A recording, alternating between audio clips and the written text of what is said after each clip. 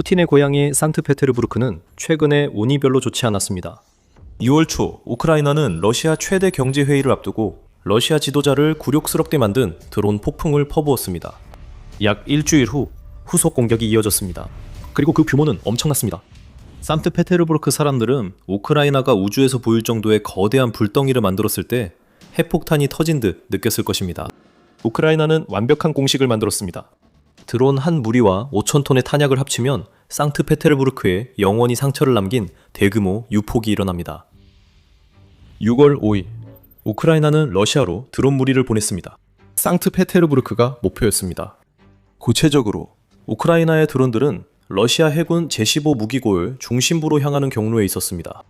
러시아의 방공망이 완전히 실패하면서 그 드론들은 아무런 방해도 받지 않고 날아갔습니다.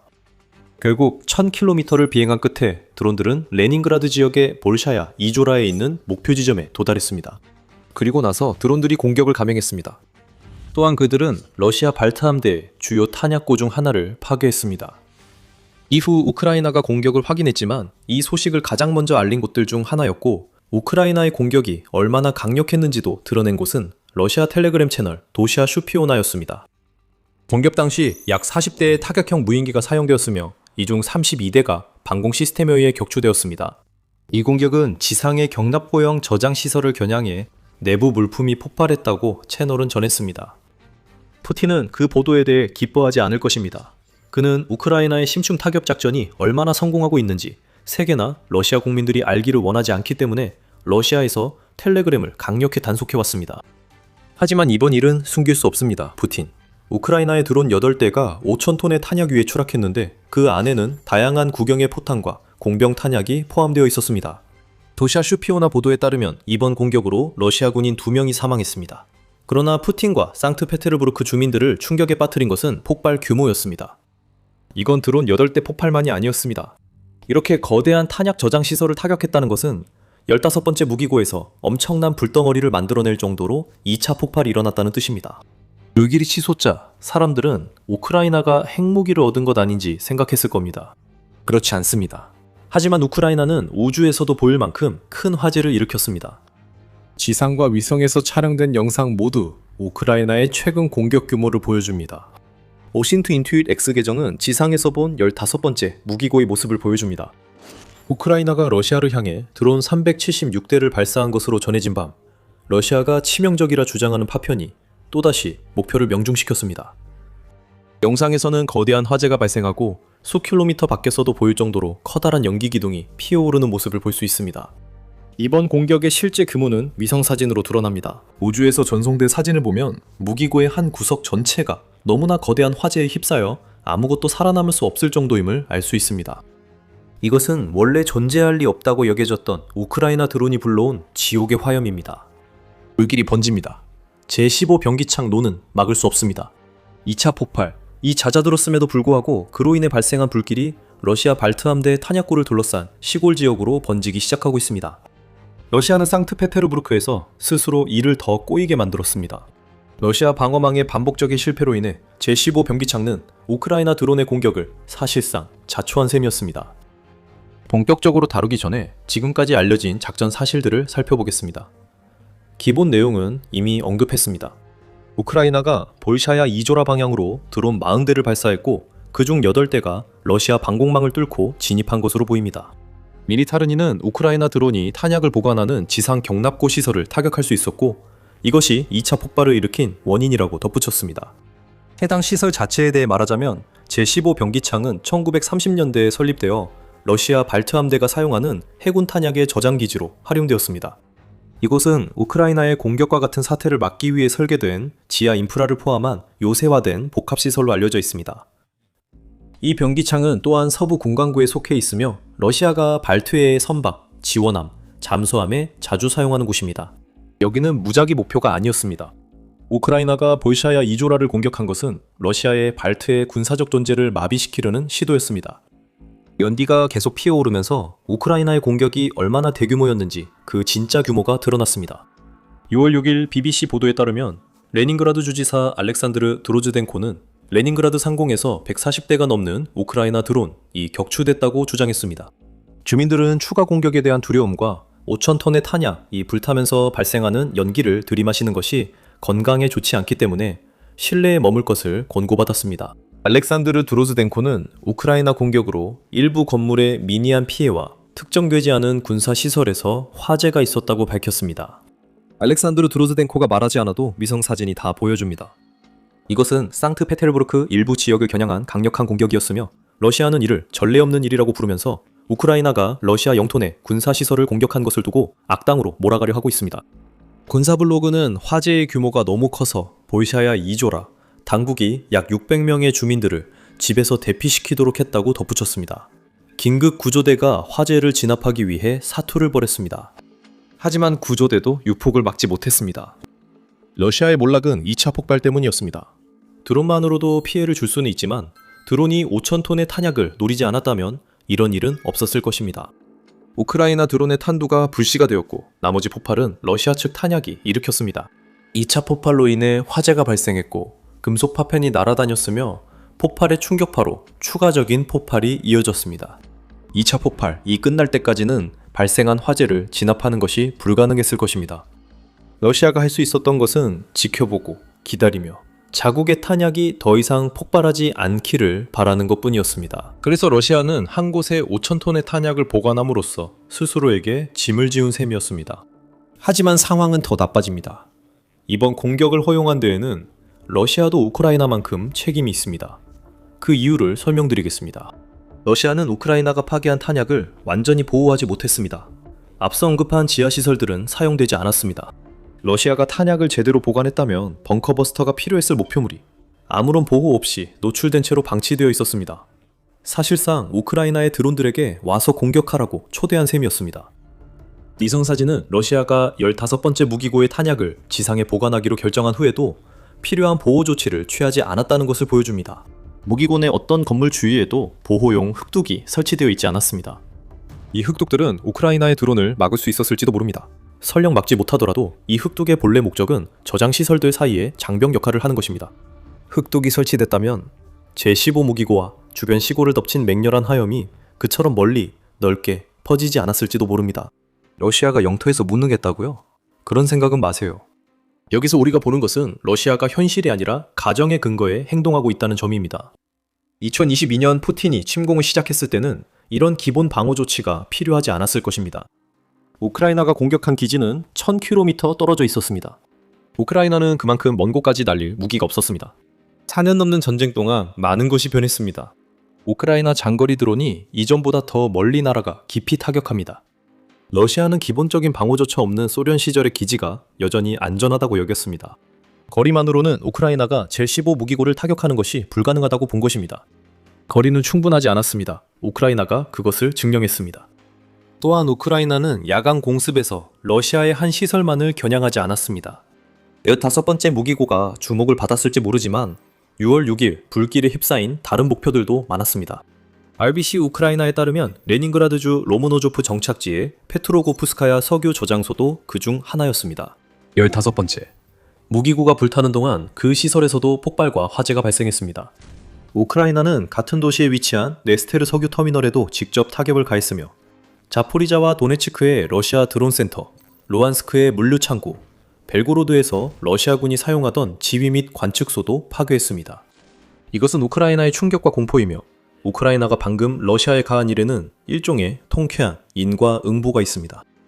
우크라이나는 무작위로 산트페테르부르크를 공격한 것이 아닙니다. 분명한 목적을 가지고 그렇게 한 것입니다.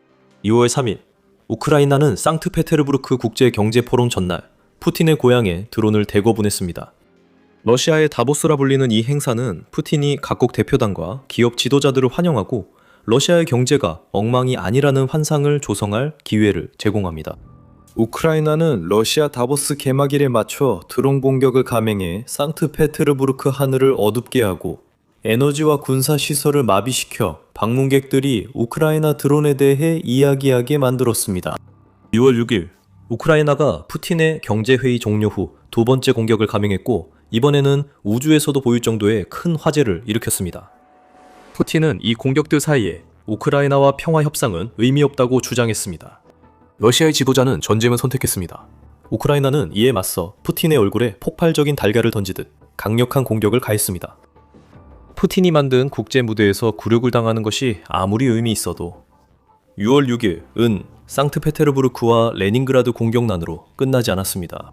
이번 드론 공격은 우크라이나가 러시아와의 전쟁에서 새로운 전선을 연다는 의미입니다. 이 전선은 푸틴이 결코 열릴 것이라고 예상하지 못했던 것이며 전쟁의 모든 것을 바꿔놓을 것입니다.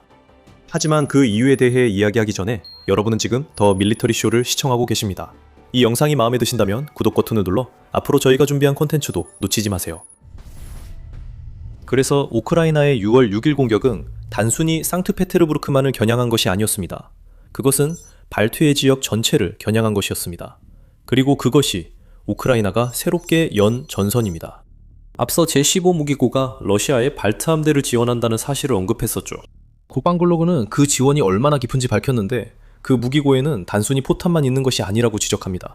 이곳은 러시아가 발트 함대에서 사용하는 미사일 시스템과 어뢰를 보관, 수리, 정비, 폐기하는 시설이기도 합니다. 여기서 우리가 보는 것은 무작위 공격이 아니라 러시아의 발트해 내 군사적 존재감을 약화시키려는 우크라이나의 조직적인 작전입니다. 6월 3일 공격을 다시 떠올려 보세요. 우크라이나가 그날 공격한 목표 중 하나는 크론슈타트 해군기지였고 러시아 발트 함대 소속인 프로젝트 2380 코르베탄 보이키에 직접 타격을 가했습니다. 3일 후 우크라이나는 그 함대를 지원하는 탄약고를 추가로 공격했습니다. 굴욕은 기분 좋은 부수 효과입니다. 우크라이나가 여기서 실제로 하고 있는 것은 러시아를 발트해 지역에서 무력하게 만들기 위한 작전을 시작하는 것입니다. 완전히 새로운 전선이 우크라이나에서 수백 킬로미터 떨어진 곳, 그리고 푸틴이 결코 방어해야 할 것이라고 생각하지 못했던 지역에서 열렸습니다. 이 모든 것의 파장은 엄청납니다. 우크라이나 드론이 발트 지역에서는 러시아의 그 어떤 것도 더는 안전하지 않다는 강력한 메시지를 크렘린에 전달했습니다. 더 이상 안전한 항구는 없습니다. 대신 우크라이나는 흑해에서 시작된 놀라운 해군 작전을 자국 국경을 훨씬 넘어 확장하고 있습니다. 이 작전엔 군함이 동원되지 않습니다. 우크라이나엔 군함이 없거나 언급할 만한 군함이 없습니다. 우크라이나는 공중 및 해상 드론과 때때로 미사일을 활용하는 치명적인 비대칭 전략을 사용하여 푸틴이 시작한 전쟁에서 러시아의 해군력을 무력화시키고 있습니다. 지금까지 러시아는 어떻게 대응했습니까? 러시아는 발트 함대 일부 군함에 드론 방지 그물만 설치하고 대응을 끝냈습니다. 이런 그물은 소형 FPV 드론은 막을 수 있지만 우크라이나가 러시아 발트해 인프라를 겨냥해 쏘는 장거리 타격 드론에는 효과가 없습니다. 결국 보여주기식 대응입니다. 발트 함대가 위기에 처했습니다. 러시아 항구와 초계함 공격으로 러시아는 감당 못할 수리 부담을 안고 있습니다. 탄약 저장고가 불타오르면서 러시아의 군함들은 발트해에서 위협이 될 만한 무기를 사용할 수 없게 되었습니다. 만약 제15 무기고에서 포와 함께 미사일과 어뢰까지 불탔다면 러시아는 공급망과 26,655건의 제재로 인해 점점 더 대체하기 어려운 복잡한 무기 체계를 잃은 셈입니다. 발트 함대는 러시아의 주요 해군 자산 중 하나로 단순한 위협뿐 아니라 그 역사적 배경 때문이기도 합니다.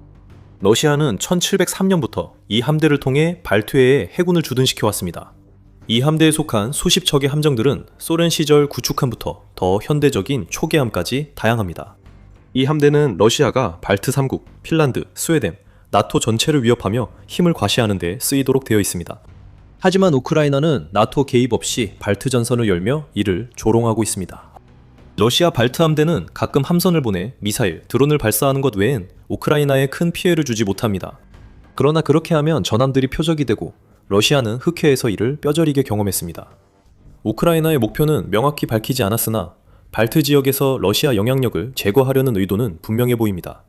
우주에서 보일 정도의 거대한 화재는 분명한 의도의 강력한 신호입니다. 하지만 우크라이나는 러시아의 발트해 영향력이 전함 함대뿐만 아니라는 것을 잘 알고 있습니다.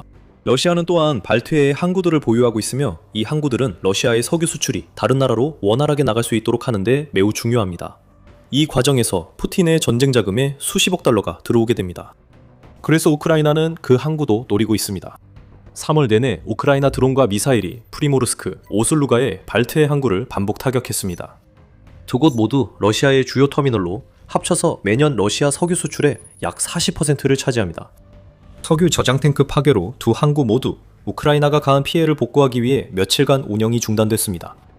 3월에는 우크라이나가 에피퓨리 작전과 걸프 지역의 호르무즈 해협 폐쇄로 인해 급등한 유가를 푸틴이 이용하지 못하도록 러시아의 발트해 항구를 공격하는 것으로 보였습니다. 하지만 이제 이러한 공격들은 러시아의 모든 발트해 자산을 집어삼킬 훨씬 더 광범위한 작전의 시작점처럼 보이고 있습니다. 이제 발트해 지역은 우크라이나 드론이 마음껏 공격할 수 있는 곳이 됐습니다. 제15 군수창, 대규모 유폭은 푸틴이 시작한 전쟁을 그의 고향으로 되돌리는 장거리 타격 중 최근 사례일 가능성이 큽니다. 푸틴은 러시아가 우크라이나의 장거리 전략을 더는 감당 못한다는 점을 점점 더 분명히 인식하고 있습니다. 드론이 1000km를 날아 목표물을 타격하는 일은 절대 있어서는 안 됐습니다. 하지만 실제로 일어나고 있으며 이는 우크라이나가 푸틴이 시작한 전쟁의 고통을 러시아가 느끼게 하려고 필요한 무기를 개발하는 데 시간과 에너지, 돈을 쏟은 결과입니다. 우크라이나의 장거리 전략은 진화해 왔습니다. 한때는 산발적인 공격에 불과했던 것이 이제는 우크라이나가 몇 달 동안 반복적으로 전체 도시를 계속해서 타격하는 지속적인 작전으로 발전했습니다. 지금 우리는 산트페테르부르크와 레닌그라드 지역에서 이런 모습을 보고 있습니다. 최근 몇 달간 우크라이나는 정유소, 항구, 탄약고에 큰 불길과 흔적을 남겼습니다. 우크라이나의 주요 목표는 러시아 경제를 약화시키고 푸틴의 전쟁 기계를 내부에서 무력화하는 것입니다. 이 전략은 효과를 내고 있습니다.